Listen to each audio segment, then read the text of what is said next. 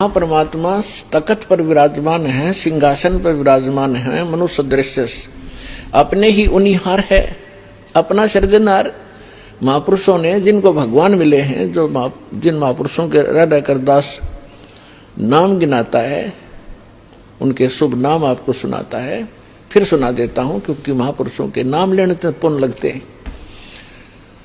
आदरणीय मुल्कदास साहिब जी को, आदरणीय धर्मदास साहिब जी को, आदरणीय मुल्कदास साहिब जी को, आदरणीय नानक साहिब जी को, सिख धर्म के प्रवर्तक को,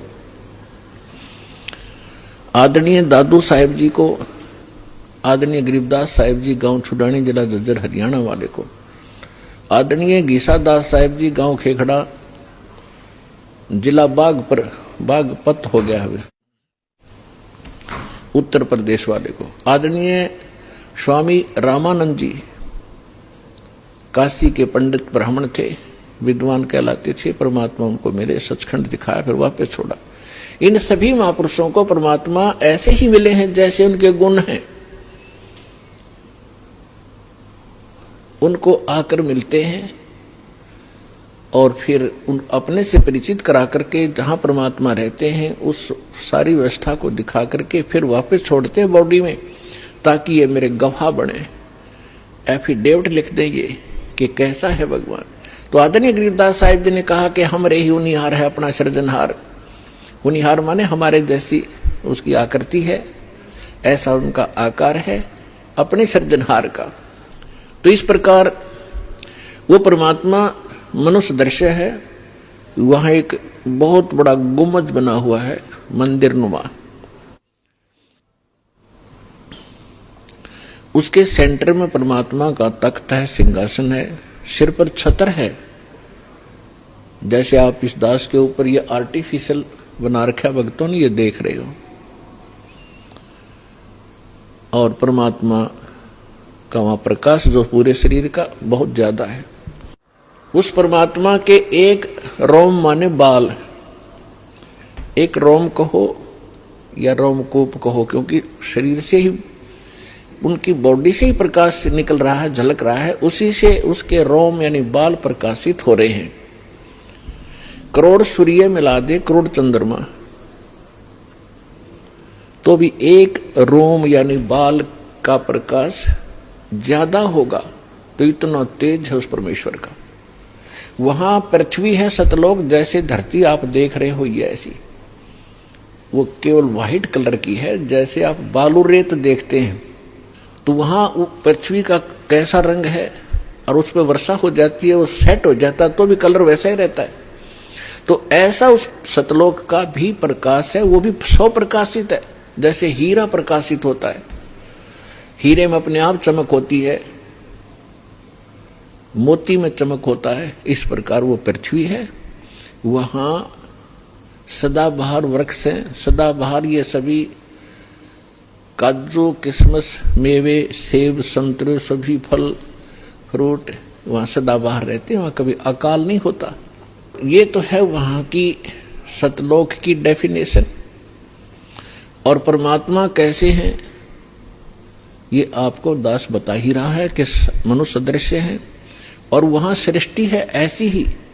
ये तो डुप्लीकेट है, जो यहां बनाए गए हैं ये मिट्टी के शरीर, ये तो उसकी तुलना में एक खिलौने और मिट्टी से बने हुए हैं। और वहां का जो शरीर आपका स्वर्ण का हो, जो कभी विनाश में नहीं आता। इस प्रकार वहां सृष्टि है। वहां आपके पूर्व के सभी महल जो के त्यों हैं। प्रत्येक व्यक्ति की एक विशेष टेंडेंसी है, एक वृत्ति है, जरा सा कोई अच्छी पोस्ट बन जाती है, उसको प्राप्त हो जाती है, या कोई धन चोखा मिल जाता है, बढ़िया कोठी बनाऊं, बहुत लंबी चौड़ी, ऊपर नीचे, और आगे पार्क हो, पार्क में फिर आगे बगीचा हो, एक साइड में तालाब हो, झूले डाल रखे हों, और फुहारे बनाता है आर्टिफिशियल के, कभी कभी फुहार भी डाल लूं, तो ये बनावटी है। अच्छा, यहां तो एक और समस्या है, ये सारा कुछ किसी ने बना भी लिया, तो 36 टेंशन साथ लिए रहता वो, उस घूम रहा है बगीचे में और टेंशन है कहीं और, ये बिगड़ गया काम, वो बिगड़ गया काम, ऐसे ना हुआ वैसे हो जाएगा।